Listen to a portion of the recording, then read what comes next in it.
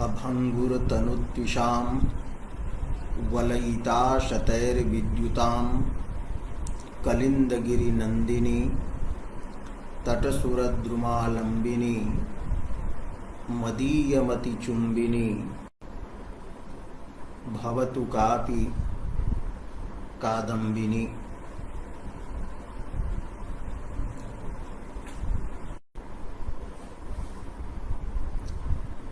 रसगंगाधरे उत्तमोत्तम काव्यस्य उदाहरणम् इदं पद्यं वर्तते। शयिता सविधेऽप्यनीश्वरा सफलीकर्तुमहो मनोरथान् दयिता दयिताननाम्बुजं दरमीलन्नयना निरीक्षते। अत्र प्रधान रूपेण व्यंग्यः अर्थः अस्ति रतिः। तत्र शंका कृता यत् यदि अयं नायकः शयितः भवेत् तदा अस्य मुखं चुम्बेयम् इति नायिकायाः या इच्छा अस्ति सा एव प्रधान रूपेण व्यंग्या भवतु इति पूर्वपक्षः उपस्थापितः। तत्र उत्तरपक्षः अपि कृतः, समाधानं दत्तं यत् मनोरथ शब्देन मनोरथत्वरूपेण चुम्बनेच्छा वाच्या अस्ति। यद्यपि चुम्बनेच्छात्वेन चुम्बनेच्छा व्यंग्या अस्ति किन्तु मनोरथत्वेन वाच्या वर्तते। यतो हि मनोरथान् इति पदस्य प्रयोगः तत्र वर्तते।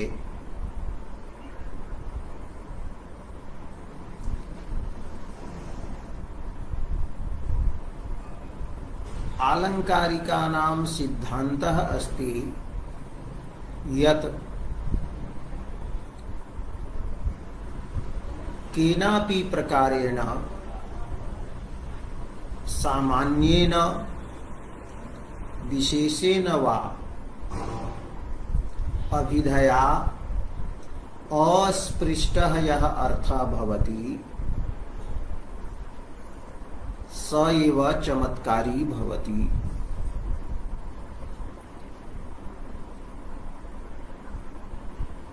चुम्बनेच्छा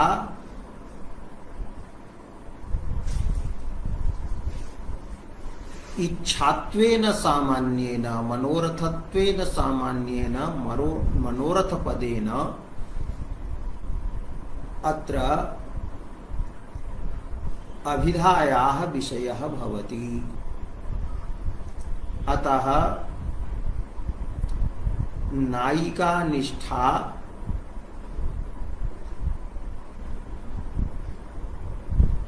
चुम्बनेच्छा प्रधानं व्यंग्यार्थः नास्ति इति पूर्वं प्रतिपादितम्। चुम्बनेच्छायाः प्रधान व्यंग्यता तत्र निराकृता।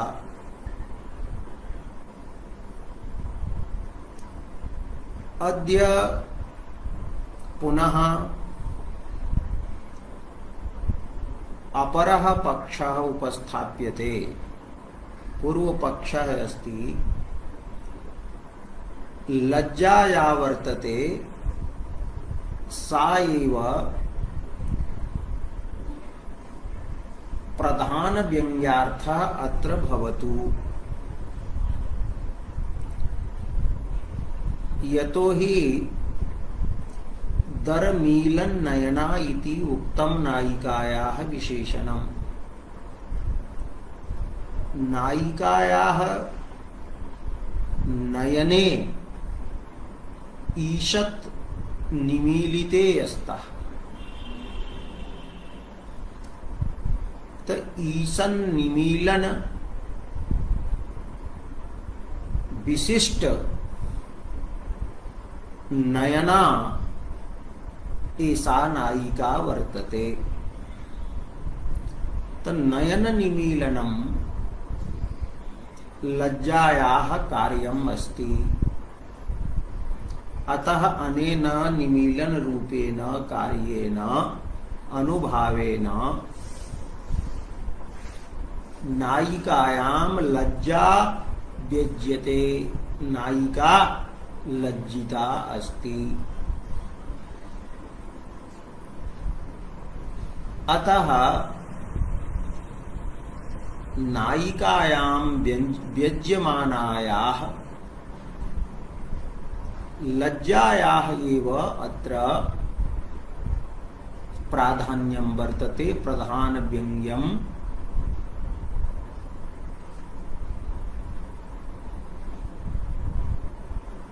लज्जा एव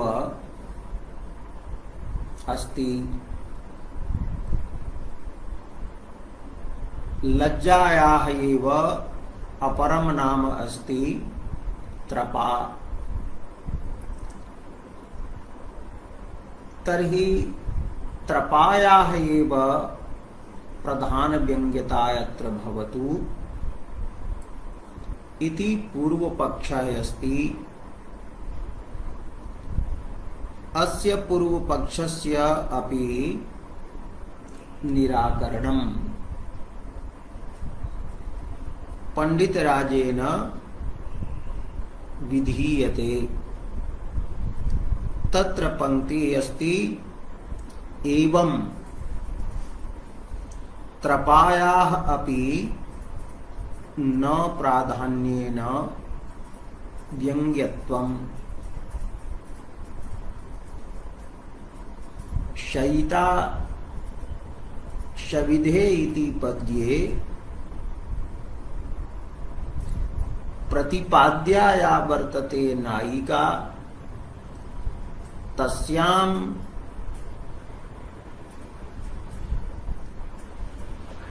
या त्रपा अत्र प्रतीयते तस्याः त्रपायाः अपि प्राधान्येन व्यंग्यत्वं नास्ति। अपि शब्दः अत्र प्रयुक्तः तेन पूर्वोक्तायाः चुम्बनेच्छायाः परामर्शः बोधः भवति। तो यथा चुम्बनेच्छायाः प्राधान्येन व्यंग्यत्वं नास्ति तथैव त्रपायाः अपि प्राधान्येन व्यंग्यता नास्ति। व्यंग्यत्वं नास्ति। त्रपा प्रधानं व्यंग्यं नास्ति।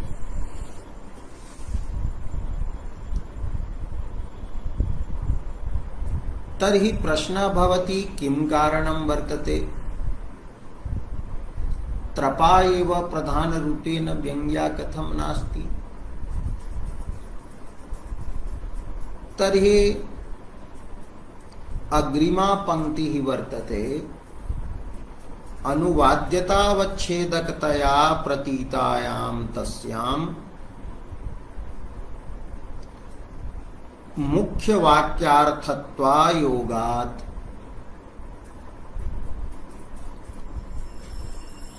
अत्र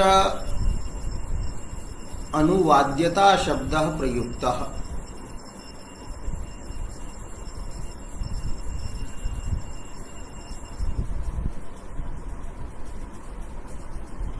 वयं वाक्यस्य प्रयोगं कुर्मः तत्र वाक्ये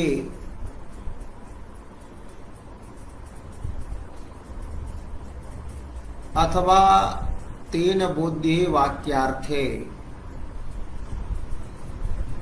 द्वौ अंशौ भवतः। एकः अंशः उच्यते अनुवाद्यः, उद्देश्यः। तो उद्देश्यः अनुवाद्यः वा एकमेव अर्थं बोधयति। अपरः अंशः भवति विधेयः। अयम् अंशः तेनैव वाक्येन प्रतिपाद्यः भवति, तत्रैव वाक्यस्य तात्पर्यं भवति। तो विधेयांशः प्रधानभूतः भवति।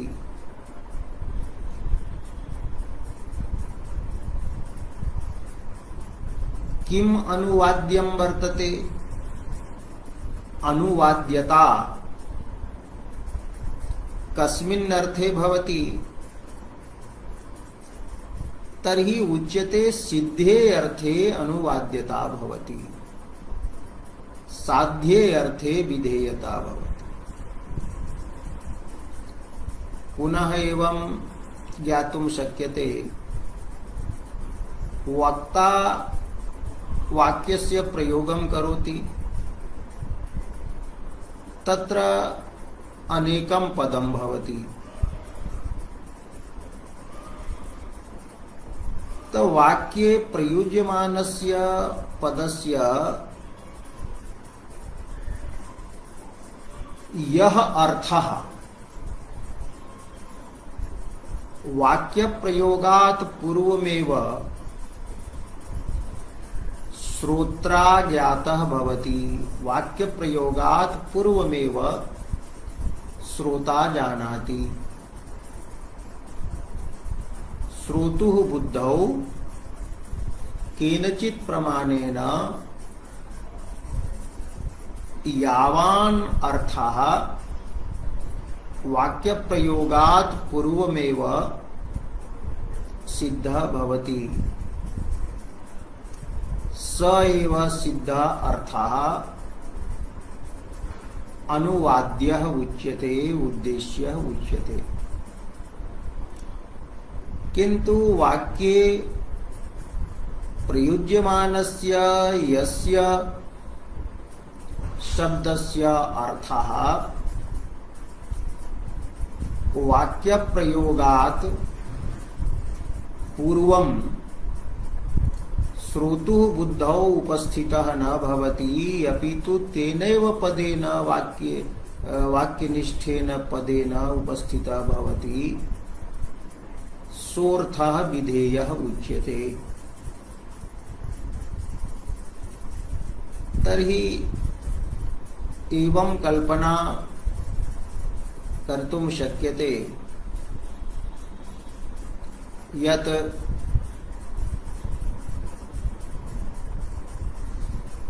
गुरुः उपविष्टः अस्ति, शिष्यः अपि उपविष्टः अस्ति। शिष्यः जानाति यत् अहम् अस्मि। तदानीं यदा गुरुः वदति त्वं पठ, त्वं पठ इति वाक्ये पदद्वयं वर्तते। तत्र त्वमिति पदेन बोध्यः यः शिष्यः वर्तते, स तु पूर्वतः एव सिद्धः अस्ति, जानाति अहम् अस्मि। किन्तु शिष्यबुद्धौ पठनक्रियायाः बोधः पठ इति शब्देन एव जायते। अतः पठपदबोध्यः यः पठनरूपः अर्थः वर्तते स वर्तते तत्र विधेयः।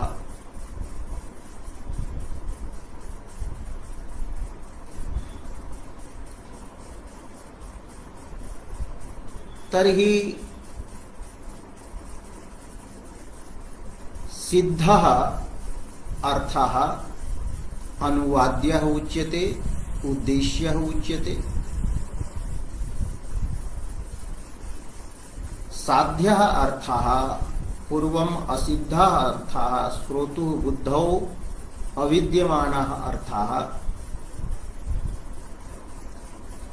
साध्यः उच्यते। साध्यः एव विधेयः उच्यते। विधेय एव वाक्यस्य तात्पर्यं भवति। ततएव सिद्धान्तः अस्ति यत् परः शब्दः स शब्दार्थः। त्वं पठ इति वाक्यं पठन क्रियायाः एव बोधनाय उच्चारितम्। अतः वाक्य रूपः यः शब्दः स अत्र पठनपरः वर्तते। पठनस्य बोधाय प्रयुक्तः अस्ति, न तु त्वम् इति पदार्थस्य बोधाय। तत्र क्वचित् एकः विधि भवति, विधिद्वयं भवति, अनेके विधयाः मने अनेके विधेयाः अपि भवितुम् अर्हन्ति। काव्यप्रकाशे उदाहरणं दत्तम् अस्ति। रक्तं पटं वय। कश्चित् कञ्चित् वदति कि त्वं रक्तं पटं वय। यदि एवं कल्पना क्रियते यत् यं प्रति एतत् वाक्यम् उच्चार्यते स किमपि न करोति, तदा यदि उच्यते कि त्वं रक्तं पटं वय, तर्हि त्वम् इत्यनेन वाच्यः सः पुरुषः अनुवाद्यः भवति और तत्र रक्तपटवयनं विधेयं भवति। यदि सः पुरुषः पूर्वमेव कटस्य वयनं करोति तो वयनं तु पूर्वमेव प्राप्तं वर्तते। तदा यदि उच्यते रक्तं पटं वय, तत्र वयपदवाच्यं वयनं यत् वर्तते तदपि श्रोतुः बुद्धौ पूर्वमेव सिद्धम् उपस्थितम् अस्ति। अतः वयने विधेयता नास्ति, तत्रापि उद्देश्यत एव, किन्तु रक्तपटे एव विधेयता भवति। यदि स पटम एव वयन् वर्तते, पटम एव वयति, तदा यदि उच्यते रक्तं पटं वय, तदा पटस्य रक्तत्वे पटे रक्तगुणः यः वर्तते स एव विधेयः अस्ति। एवं सिद्धः अर्थः अनुवाद्यः भवति।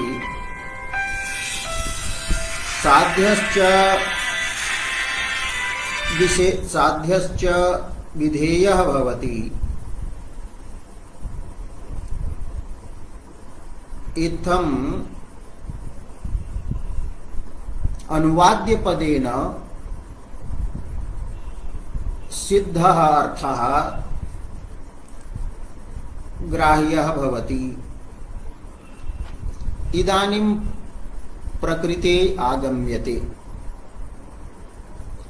अत्र सहितः सहिता सविधेप्यनी स्वरा।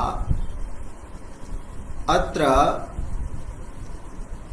निरीक्षण क्रिया विधेयभूता वर्तते कि दयिताननाम्बुजं निरीक्षते। तर्हि दयिताकर्तृकं निरीक्षणम् अत्र विधेयम्। वैयाकरणमते क्रिया एव शाब्दबोधे मुख्य विशेष्यतया भासते।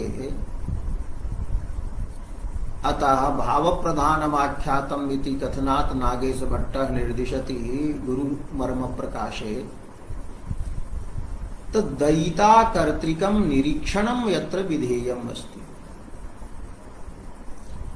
दयिता वर्तते उद्देश्यभूता। निरीक्षणम अस्ति विधेयम। तद्दयिता अस्ति अनुवाद्या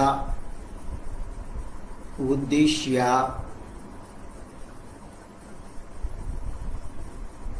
उद्देश्ये उद्देश्यता नामकः कश्चन धर्मः अनुवाद्ये अनुवाद्यता नामकः कश्चन धर्मः इति न्यायशास्त्रे प्रसिद्धं वर्तते नव्य न्याये। तो दयिता वर्तते यत्र अनुवाद्या तस्यां वर्तते अनुवाद्यता। तर्हि यत्र अनुवाद्यतायाः अवच्छेदकः धर्मः कः भविष्यति? यह दयितायामेव अस्ति। तो दयितात्वम् अपि वर्तते। अवच्छेदक शब्देन अन्यूनानतिरिक्त वृत्ति धर्मः अपि लभ्यते। एवं विशेषणं यत् भवति विशेषणम् अपि अवच्छेदकम् उच्यते भेदकम् उच्यते। विशेषणं हि सजातीयात् व्यावर्तयति। यथा कृष्णा गौः अत्र कृष्णत्व कृष्णगुणः यः वर्तते स तां गो व्यक्तिं सजातीयाभ्यः अन्याभ्यः गो व्यक्तिभ्यः अवच्छिन्नति पृथक् करोति। अतः कृष्ण इति विशेषणं कृष्णगुणः अवच्छेदकः भवति। तथैव अत्र दरमीलन्नयना इति अपि विशेषणं वर्तते।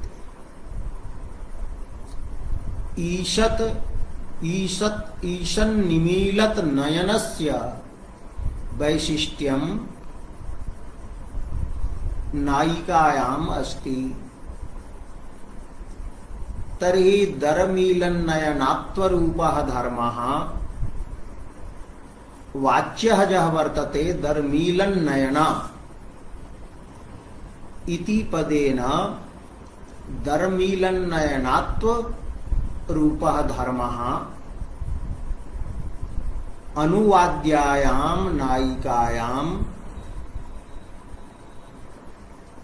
वाच्यवृत्त्या प्रतीयते अभिधया प्रतीयते। अतः अनुवाद्यतावच्छेदकं दरमीलन्नयनात्वम् अस्ति। अनेन अर्थेन दरमीलन्नयनेन नयनरूपेण अर्थेन नायिकायां त्रपा व्यज्यते लज्जा व्यज्यते। त अनुवाद्यताया वाच्यदशायाम् अनुवाद्यतायाः अवच्छेदकं वर्तते दरमीलन्नयनात्वम्। अतः तेनैव दरमीलन्नयनात्वेन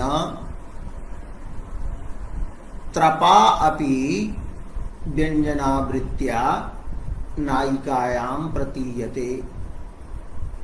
अतः त्रपायपि नायिका निष्ठानुवाद्यतायाः अवच्छेदिका भवति। अतः अत्र पंडितराजेन उच्यते कि त्रपायाः व्यञ्जकं यत् वर्तते दरमीलन्नयनात्वं तत् अनुवाद्यतायाः अवच्छेदकम् अस्ति। नायिका निष्ठानुवाद्यतायाः अवच्छेदकम् अस्ति। एवं तेनैव अवच्छेदकेन नायिकायां त्रपारूपम् अपि अवच्छेदकं विशेषणं प्रतीयते। त्रपावती एषा नायिका इति वैयञ्जनिकः बोधः भवति। ईशन् निमीलन नयना नायिका इति अभिधा प्रयोज्यः बोधः अस्ति, किन्तु त्रपावती इयं नायिका इति व्यञ्जना प्रयोज्यः शाब्दबोधः तत्र भवति। इत्थं निरीक्षण क्रियायाम् उद्देश्य भूताय अनुवाद्य भूताया वर्तते नायिका, सा नायिका स्वयमेव निरीक्षण क्रियायां विशेषणी भूता वर्तते वैयाकरण्ये। तस्याः नायिकायाः विशेषणं वर्तते दर्मीलन्नयनात्वं, तेन च प्रतीयमानः त्रपारूपः अर्थः भवति। अतः त्रपायाः व्यङ्ग्यता अस्ति, किन्तु प्राधान्यं नास्ति। यतोहि अत्र प्रधानरूपः अर्थः वर्तते वाच्यदशायां निरीक्षणम्। अतः निरीक्षणेन यत् व्यज्यते तस्यैव प्राधान्यं। तो निरीक्षणेन व्यज्यते नायिकायां रतिः। तो व्यञ्जकः यत्र निरीक्षणरूपः विधेयः प्रधानभूतः अर्थः वर्तते, अतः प्रधानेन यः व्यङ्ग्यः अर्थः रतिरूपः तस्य एव प्राधान्यम् अत्र स्वीकर्तुं शक्यते। वाच्यदशायां यस्य व्यञ्जकः प्रधानभूतः, अतः तेन व्यञ्जकेन व्यङ्ग्यः अर्थः अपि प्रधानभूतः। त्रपायास्तु अभिव्यक्तिः दयितायाः विशेषणेन दर्मीलन्नयना इत्यनेन भवति। अतः त्रपायाः व्यञ्जकं तु दासस्यापि दासः वर्तते। निरीक्षण क्रियायाः गौणत्वेन, निरीक्षण क्रियां प्रति गौणत्वेन दयिता एव दासी भूता, तस्याः अपि विशेषणत्वेन दासः गुणीभूतः वर्तते। धर्मीलन्नयनात्वरूपः अर्थः। अतः तेन व्यङ्ग्यस्य त्रपारूपस्य अर्थस्य प्रधानता कथं स्यात्? तदेव पंडितराजेन अनया पंक्त्या प्रतिपादितं कि अनुवाद्यतावच्छेदकतया, अनुवाद्यतायाः अवच्छेदिका अत्र भवति त्रपा। यतोहि अनुवाद्यतायाः अवच्छेदकेन दर्मीलन्नयनात्वेन सा व्यङ्ग्या वर्तते।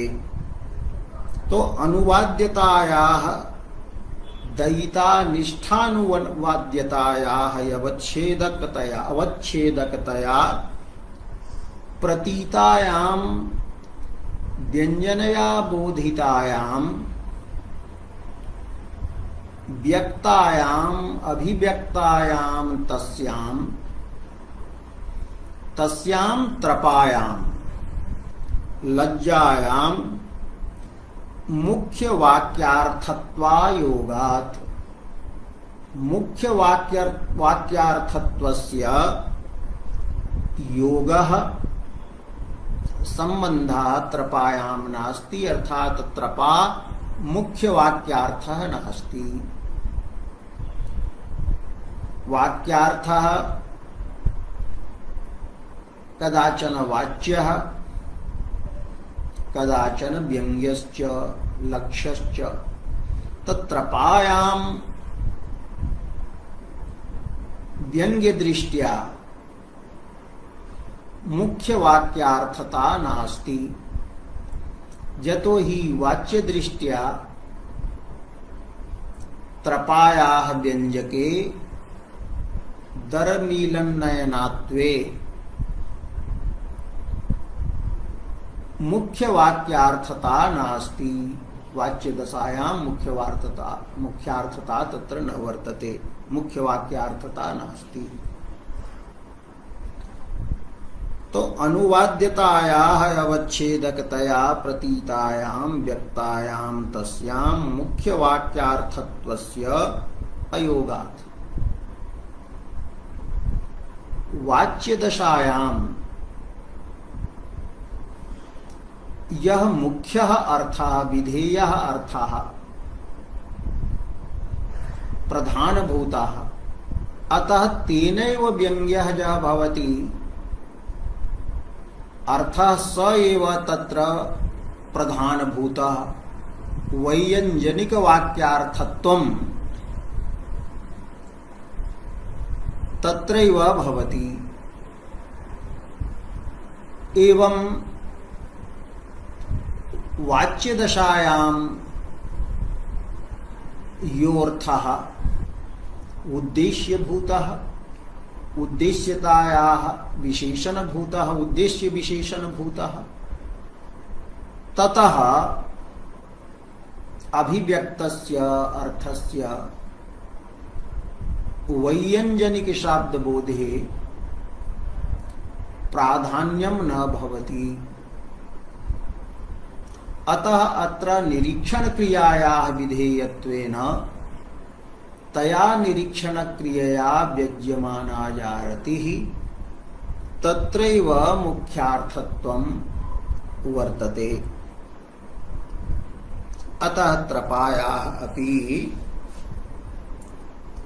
न प्राधान्येन व्यङ्ग्यत्वम्।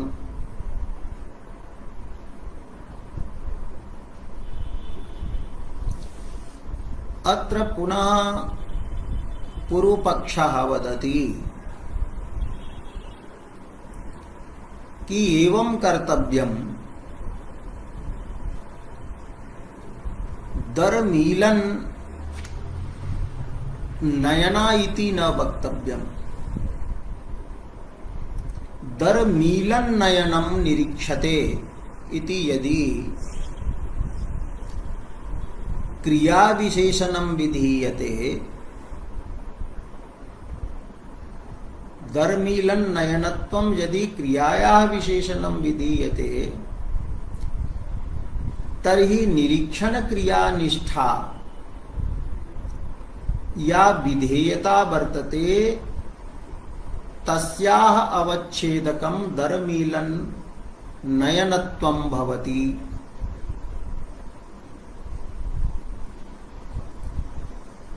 अतः अनुवाद्यतावच्छेदकत्वं दरमीलन नयने न भवति। तेन व्यङ्ग्यायां त्रपायां अनुवाद्यतावच्छेदकता न भवति, अर्थात विधेयतावच्छेदकता भवति।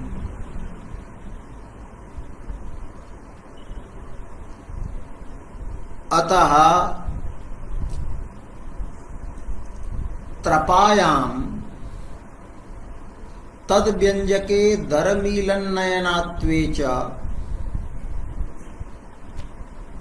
यत विधि अनुवाद्यतावच्छेदकत्वम् उक्तम तत्समीचीनम नास्ति। तर्हि पूर्वपक्षः अयम् अनया पंक्त्या उपस्थाप्यते निराक्रियते च।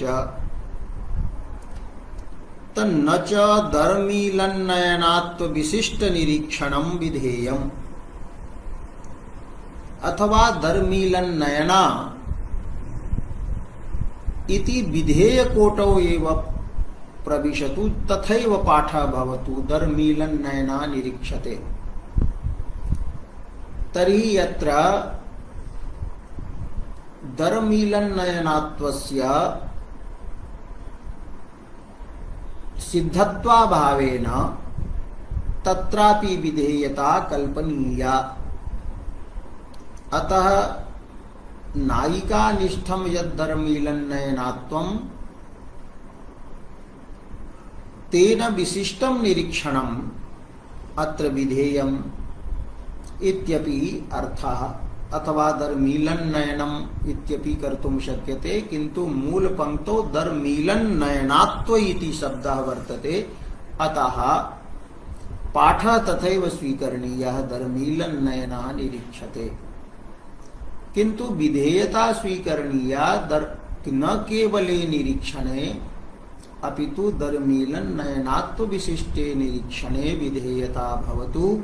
एवं धर्मीलन्नयनात्वे अनुवाद्यतावच्छेदकता न भवति, अनुवाद्य विशेषणता न भवति, विधेय विशेषणता भवति। तर्हि विधेयतावच्छेदकतया यत्र त्रपायाः प्रतीतिः वाच्या। तर्हि कथयति इदमपि न वाच्यम् एवमपि वक्तुं न शक्यते। न च धर्मीलन्नयनात्व विशिष्ट निरीक्षणं विधेयम् कि धर्मीलन्नयनात्वेन विशिष्टं यत् वर्तते निरीक्षणं तदेव विधेयम् इति अस्मात् कारणात् नानुवाद्यतावच्छेदकत्वं तस्याः त्रपायाः अनुवाद्यतावच्छेदकत्वं न भवति। किं कथं कि धर्मीलन्नयनात्वं तु विधेयकोटौ प्रविष्टम्। अतः वाच्यदशायां धर्मीलन्नयनात्वे विधेयतावच्छेदकत्वम् अस्ति। अतः तेन व्यङ्ग्यायां त्रपायामपि विधेयतावच्छेदकत्वं भविष्यति, न तु अनुवाद्यतावच्छेदकत्वम्।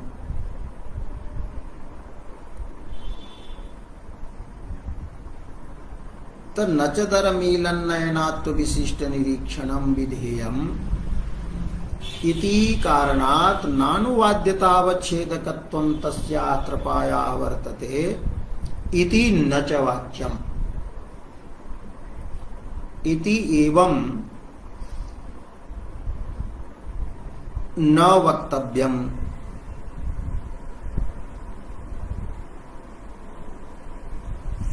तत्र हेतुः दीयते यत् नेत्रयोः ईषत् निमीलनं यत् अस्ति तत्त्रपाजन्यम् अस्ति, त्रपायाः कार्यं वर्तते। लज्जा यदा भवति तदा नयनयोः निमीलनं भवति। अत्र तु ईषत् निमीलनं वर्तते, तेन लज्जा तु व्यज्यते, किन्तु ईषत्वेन निमीलने ईषत्वेन रतिः अपि अभिव्यज्यते। अतएव पश्यति न तु पूर्णतया स्वकीये नेत्रे दयिता पिदधाति। तर्हि नयनगतं यत् निमीलनम् अस्ति तत्तु लज्जाकार्यं वर्तते। तेन तु लज्जा व्यज्यते एव। पूर्वम् उक्तमेव यत् कार्यं भवति तदेव काव्ये अनुभाव शब्देन उच्यते। ते अनुभावेन भावस्य तत्कारणीभूतस्य प्रतीति भवति। धूमरूपेण कार्येनैव वहने प्रतीति भवति अनुमाने। अत्र तु व्यञ्जनाया प्रसंगः। नयन निमीलनं तु कारणान्तरात् अपि संभवति, यतः अनुमानस्य अत्र अवसरः नास्ति।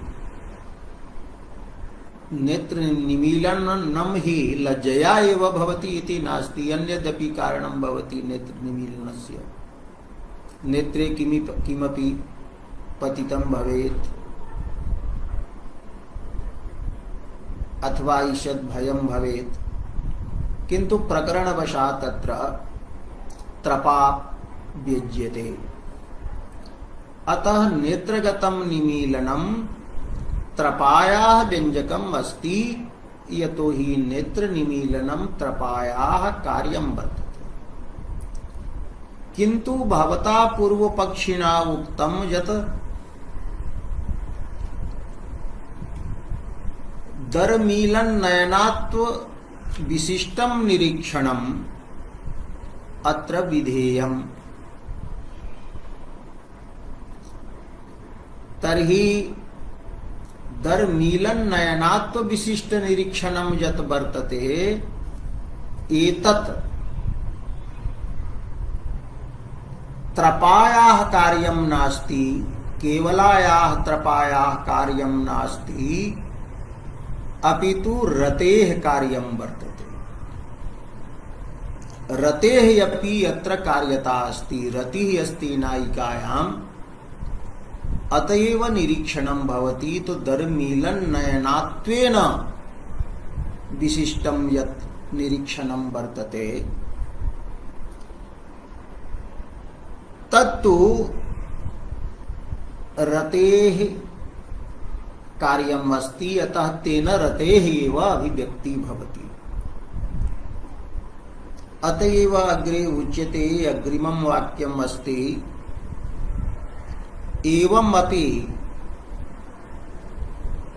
नयनगत दरमीलनस्य नयनगतस्य ईषन्मीलनस्य ईषन्निमेषस्य तत्कार्यत्वेपि तस्याः त्रपायाः कार्यत्वेपि दरमीलन नयनात्व विशिष्ट निरीक्षणस्य रतिमात्र कार्यत्वात् दरमीलन नयनात्व विशिष्टं यत् वर्तते निरीक्षणं तत्तु रतिमात्रस्य केवलायाः रतेः एव कार्यम् अस्ति।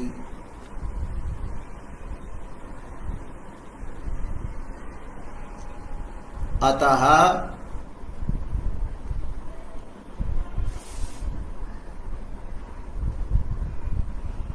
दरमीलन्नयनात्वं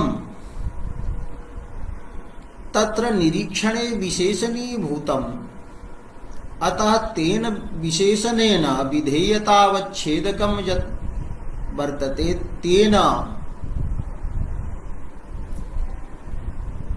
त्रपायाः व्यञ्जनेपि प्राधान्यं नास्ति, यतो हि प्रधानभूतम् अत्र वर्तते निरीक्षणं। तो निरीक्षणेन रतिः एव व्यज्यते।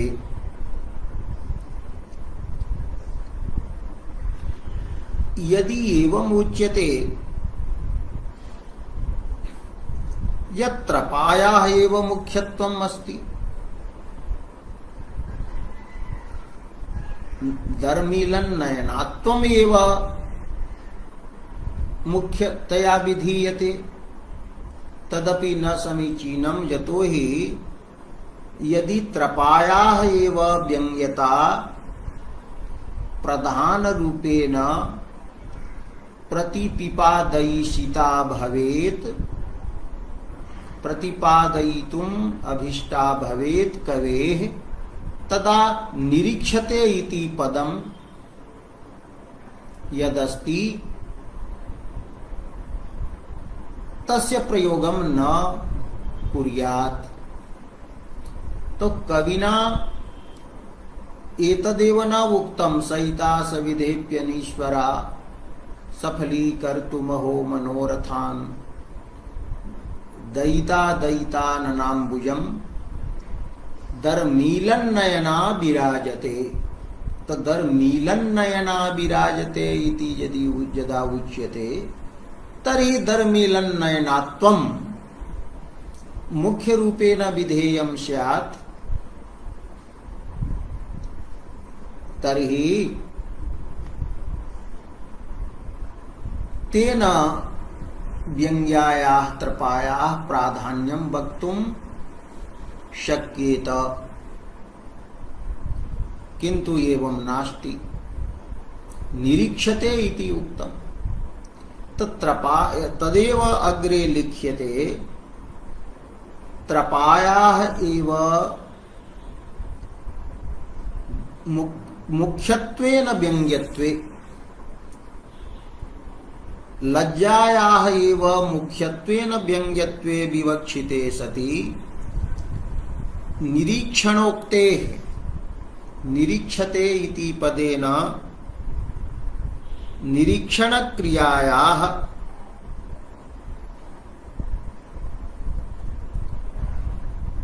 उक्तेः कथनस्य अनतिप्रयोजनकत्वात् निष्प्रयोजनत्वात् निष्फलत्वात्। यदि त्रपायाः एव मुख्यं व्यङ्ग्यत्वम् अत्र विवक्षितं स्यात्, तदा तु निरीक्षणक्रियायाः उक्तिः या वर्तते तस्याः अतिप्रयोजनकत्वं तदतिरिक्तप्रयोजनं न स्यात्।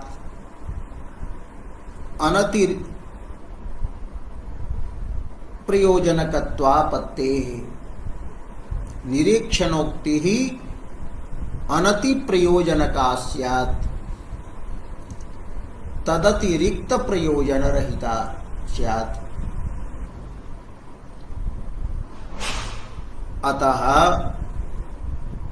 एवं न वक्तुं शक्यते यत्रपायाः एव मुख्यरूपेण व्यङ्ग्यत्वम् अस्मिन् पद्ये विवक्षितम् अस्ति।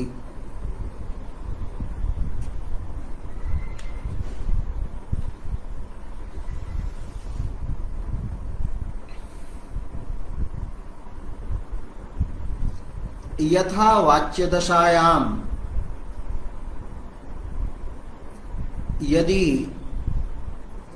दर्मीलन्नयनात्व विशिष्टं निरीक्षणं विधेयतया स्वीक्रियते, तर्हि यत्र विधेय भागे दर्मीलनात्वं विशेषणं भवति, निरीक्षणं विशिष्यं भवति। तो वाच्यदशायां यथा दर्मीलन्नयनात्वस्य निरीक्षणक्रियायां विधेयतया गुणीभावः भवति, तथैव व्यङ्ग्यदशायां निरीक्षण इति प्रधान विशेष्य भूतः जः अर्थात् तेन व्यङ्ग्याजारति वर्तते तस्यां रतौ दर्मीलन्नयनात्व इत्यनेन व्यङ्ग्यायाः त्रपायाः गुणीभावः उचितः अस्ति। दर्मीलन्नयनात्वं त्रपायाः व्यञ्जकं वर्तते तत्तु वाच्यदशायां निरीक्षणस्य विशेषणं वर्तते, निरीक्षणं प्रति गुणीभावः अस्ति। अतः तेन व्यङ्ग्याया वर्तते रतिः त्रपा, तस्याः त्रपायाः अपि गुणीभावः कुत्र भवेत् व्यङ्ग्यदशायां, तर्हि निरीक्षणक्रियया व्यङ्ग्याया वर्तते रतिः, तस्यां रतौ एव व्यङ्ग्यता समुचिता वर्तते। तदेव अग्रिमया पंक्त्या प्रतिपाद्यते। वाच्यवृत्त्या रतेः अनुभावे निरीक्षणे, वाच्यता दशायां रतेः अनुभावः यः वर्तते निरीक्षणं यदस्ति तस्मिन् निरीक्षणे त्रपायाः अनुभावस्य लज्जायाः अनुभावस्य दरमीलनस्य इव, अर्थात वाच्यवृत्त्या रतेः अनुभावे निरीक्षणे त्रपायाः अनुभावस्य दर्मीलनस्य यथा गुणीभावः उचितः अस्ति तद् दर्मीलनस्य इव व्यञ्जनया तस्यां व्यङ्ग्यदशायां व्यञ्जनया प्रतीयमानायां तस्याम् अर्थात् रतौ तस्याः अपि अर्थात् त्रपायाः अपि लज्जायाः अपि गुणीभावस्य यः वर्तते प्रत्ययः ज्ञानं तस्य एव उचितत्वात् औचित्यम् अस्ति। एकस्मिन् पद्ये वाक्ये अनेके व्यङ्ग्यार्थाः भवन्ति, तत्र व्यङ्ग्यार्थेषु कस्य प्राधान्यम् इति कथं निर्णेयम्, तर्हि द्रष्टव्यं कः व्यङ्ग्यार्थः केन व्यज्यते। तो यस्य व्यङ्ग्यार्थस्य व्यञ्जकं वाच्यदशायां प्रधानं भवति स एव व्यङ्ग्यार्थः प्रधानतया स्वीक्रियते। अत्र दर्मीलन्नयना नयनात्वं यत् वर्तते तत् मुख्यं नास्ति। दर्मीलन्नयना पदं विशेषणत्वेन प्रयुक्तं वर्तते, अतः तेन व्यङ्ग्या त्रपाया वर्तते सा प्रधानं कथं भवितुम् अर्हति। निरीक्षणक्रिया यत्र या अस्ति तत्रैव मुख्य विधेयता विशेष्यता वर्तते, अतः निरीक्षणक्रियया तु रतिः व्यज्यते, केवलेन दर्मीलन्नयनात्वेन लज्जा व्यज्यते। अतः लज्जायाः रतौ गुणीभावः तथैव स्वीकरणीयः यथा वाच्यदशायां दर्मीलन्नयनात्वस्य निरीक्षणे गुणीभावः विशेषणता स्वीक्रियते, विशेषणता प्रतीयते, विशेषणतायाः गुणीभावस्य प्रत्ययः भवति। तो वाच्यदशायां यस्य अर्थस्य गुणीभावस्य प्रत्ययः भवति तेन अर्थेन व्यङ्ग्यस्य अपि अर्थस्य अन्यत्र गुणी भाव प्रत्ययस्य एव औचित्यम अस्ति। इत्थं शयिता सविधेप्यनीश्वरा इति पद्ये त्रपा व्यज्यते, किंतु त्रपारूपः व्यङ्ग्यः अर्थः प्रधानभूतः नास्ति। एवं नायिकायां तादृशी दयिता ननाम्बुज कर्मक चुम्बनेच्छापि व्यज्यते, किंतु प्रधानभूता नास्ति। सा इच्छा तो मनोरथ शब्देन मनोरथत्वेन वाच्यीकृता वर्तते। वाच्यवृत्त्या कथमपि अनालिंगितः एव व्यङ्ग्यार्थः चमत्कारी भवति। तस्मात् कारणात् शयिता सविधेप्यनीश्वरा इत्यत्र रतेः एव प्राधान्येन व्यङ्ग्यता वर्तते। प्रधानं व्यङ्ग्यार्थः अस्ति रतिः, उपसर्जनं व्यङ्ग्यार्थः तादृशी इच्छापि अस्ति, त्रपा अपि अस्ति। इत्थं पंडितराजेन उत्तमोत्तम काव्यस्य लक्षणं कृत्वा एकम् उदाहरणं दत्तं, यत्र शब्दार्थौ आत्मानौ गुणीकृत्य प्रधानभूतं रतिरूपम् अर्थं श्रृंगाररसरूपम् अर्थं बोधयतः। अतः उत्तमोत्तम काव्यम् अस्ति। इत्थम् उत्तमोत्तम काव्यस्य एकम् उदाहरणं दत्तं, यत्र रसः रतिः प्रधानरूपेण व्यङ्ग्या व्यङ्ग्यो वा वर्तते। पुनः अस्य उत्तमोत्तम काव्यस्य द्वितीयम् अपि उदाहरणं वर्तते, यत्र रसस्य प्राधान्येन व्यङ्ग्यता नास्ति, अपितु भावस्य व्यभिचारी भावस्य, यत्र भावध्वनिः उच्यते, यत्र कश्चन भावः एव प्रधानरूपेण प्रतीयते। भावस्य लक्षणम् उक्तं वर्तते, रतिर्देवादि विषया व्यभिचारी तथाञ्जितः भावः प्रोक्तः इति काव्यप्रकाशे कथितम् अस्ति। प्राधान्येन यत्र व्यभिचारी भावः व्यज्यते, तो प्राधान्येन व्यज्यमानः रत्यादि भावः यत्र भवति, तत्र भावध्वनि काव्यम्, अर्थात भाव प्रधानम उत्तमोत्तमं काव्यम पंडितराजमते भवति।